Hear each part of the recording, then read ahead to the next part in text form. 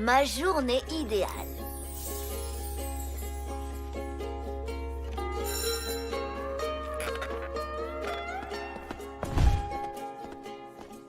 Je sais ce que vous pensez là tout de suite. Vous vous dites que tout ça sort de mon imagination, que je suis en train de rêver, que c'est une pure invention de ma part.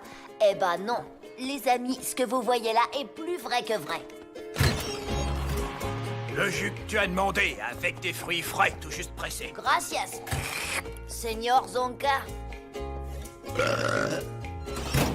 Mon père a veillé tard pour finir tes devoirs. Danke, Herr Bertrand François. J'ai des billets pour le concert des Slobber, mais j'ai pas pu avoir de premier rang comme tu voulais. Oh. Ça ira quand même. JB, mon pote, j'avais dit 2 places au premier rang central. Ah. Tu veux gâcher ma journée idéale? Non, je vais voir ce que je peux faire. En avant, mes porteurs! Ah, Oh, vous êtes là. Ça vous intéresserait de savoir comment vivre ce rêve? Je m'en doutais un petit peu. Suivez-moi dans le passé.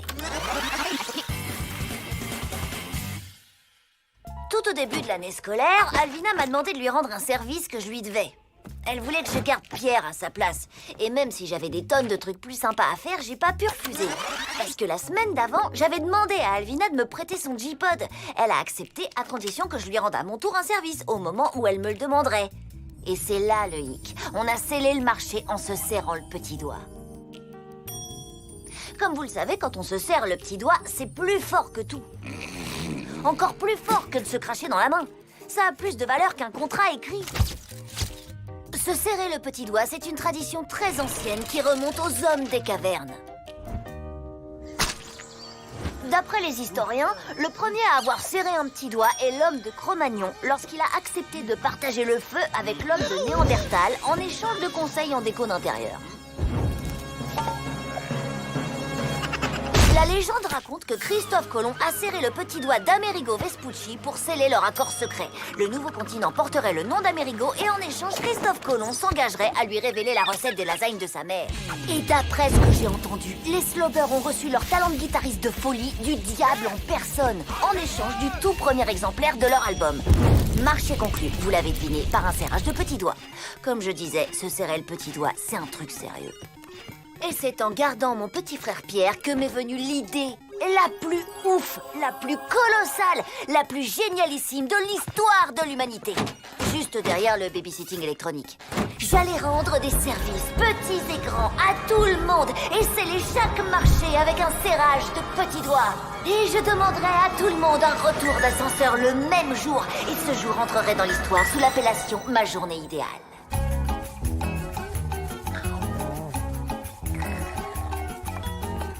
cadeau de Gladys, mais tu peux te servir, Angelo. Ah bah merci. Pour être honnête, tout n'avait pas très bien commencé. Bonjour, monsieur le vigile. Une petite pause, je vous offre une boisson fraîche. Je vois qu'il y a une machine et je vous remplace pendant ce temps en échange d'un service plus tard. On se serre le petit doigt? Ça va pas, gamin? Une pause? La sécurité ne dort jamais. Je suis de garde 8 jours sur 7, mon petit gars. 369 jours par an. Et encore, je parle pas des dimanches. Vous voulez que je vous assure, coach Zonka? Ah ouais, Angelo, c'est très gentil de ta part. Du coup, vous me devrez un service. Petit doigt? Ah, petit doigt. Attends, je vais y arriver. C'est peut-être pas une bonne idée de faire appel à un poids-plume pour m'assurer. J'ai quand même eu un petit succès auprès de papa. Pour la suivante, si tu faisais de Zeus, lançant un éclair depuis le ciel. J'ai quand même dû bien galérer pour récolter la promesse d'un tout petit service. Comme l'échange de services ne se passait pas aussi bien ou aussi rapidement que ce que j'avais prévu, j'ai consulté un expert. D'après mes calculs, à la vitesse à laquelle tu accumules les services rendus multipliés par le travail que ça coûte, moins la racine carrée des services dont tu aurais besoin, il te faudrait 10 ans pour avoir ta journée idéale. Moi, 10 ans? Mais c'est toute une vie. C'est pourquoi je te propose une approche plus scientifique. Traduction? Si tu veux conclure un marché à coup sûr, il faut que tu saches ce dont l'autre a vraiment envie. Oh oui, et que je puisse facilement le contenter. Trop fort, Victor. Je sais, je suis un génie. Tu vois, c'est exactement ce que j'allais dire. T'es un génie, mon pote. Oui, continue. Mais avec plaisir. Tu veux que je t'enregistre un message sur répondeur où je le crie haut et fort? En échange d'un service plus tard? Petit doigt? Hé, je te vois venir, Angie. Tu sais que j'aime bien qu'on dise que je suis intelligent. T'es en train d'utiliser ma méthode pour que je te rende un service comme je te l'ai suggéré. Je dis pas le contraire. Sur le message, tu pourrais m'appeler Vic le génie? C'est à partir de ce moment-là que j'ai commencé à utiliser la méthode sur mesure brevetée par Victor. Cadeaux, échange de services, cirage de bottes, tout était bon. J'ai commencé par le plus facile. Des cookies! Sans oublier les services que j'avais déjà récoltés. J'avais promis à Lola de la laisser me faire un tatouage au henné, qui a tenu plus longtemps que prévu. Waouh, tu déchires, Angelo! La prochaine fois, pas sur le visage. Hé, mon frangin, j'ai vu le faux avis positif que t'as laissé sur Miam pour la cuisine de la cantine. Trop bien, mon pote. Waouh, génial! 2 entrées pour le salon du bretzel. Papa. Yo, mucho merci pour les jetons d'arcade de jeux vidéo collector, mec.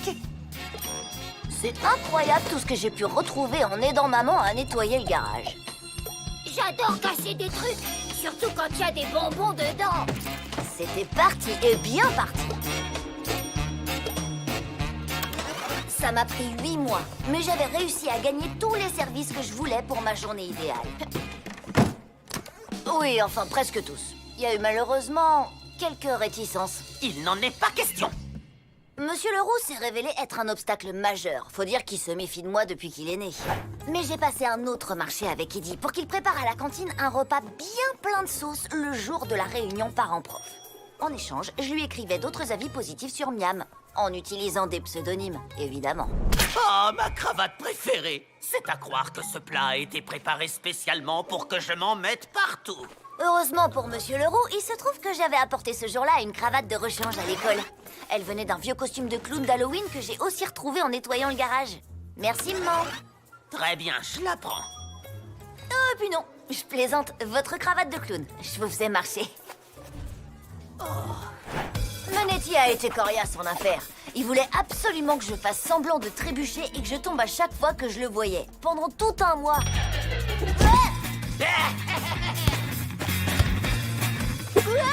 Sans jamais se lasser de mes cascades. Jamais. Ça faisait pas vraiment mal, vu que je portais des protège-coudes et des protège-genoux sous mes vêtements. C'était même plutôt marrant, en fait. C'est le truc le plus drôle que j'ai jamais vu.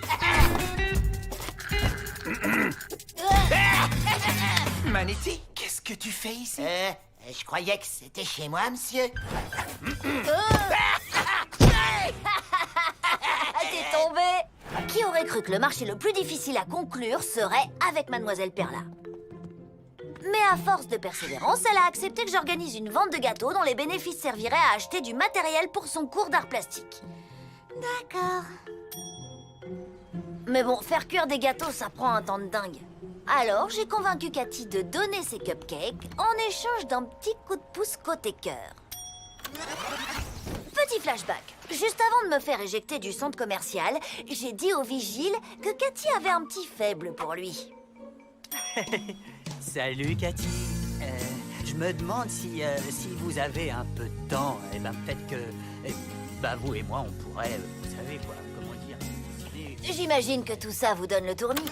Mais j'ai jamais dit que c'était du gâteau de planifier ma journée idéale.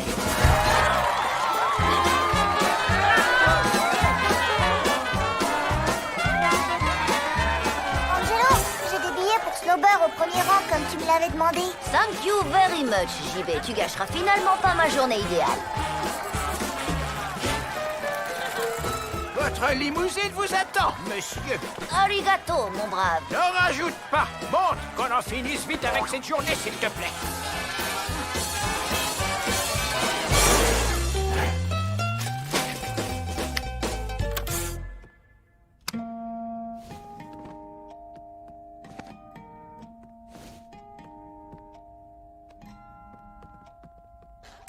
Ah, c'est tout simplement incroyable ce que tout a bien marché.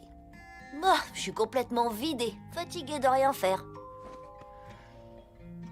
Ah, ma journée idéale.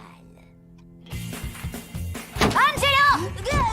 Fais-moi un smoothie et tout de suite. Attends, mais c'est impossible, je suis sur le point de finir ma journée idéale. Je m'en tape ou pas? Ouais. Je m'en tape. Mais tu me dois encore un service pour les devoirs que je t'ai aidé à faire il y a 3 semaines. On s'est serré le petit doigt. Tu te rappelles? Tu peux pas te débiner. T'as plutôt intérêt à me faire ce smoothie et que ça saute. Et ajoute-y mes graines de chia, s'il te plaît. C'est censé hydrater la peau de mon visage. J'avais presque passé ma journée idéale parfaite. Presque. Bon, vous savez ce que ça veut dire. Il est grand temps de penser à ma prochaine journée idéale. On se serre le petit doigt?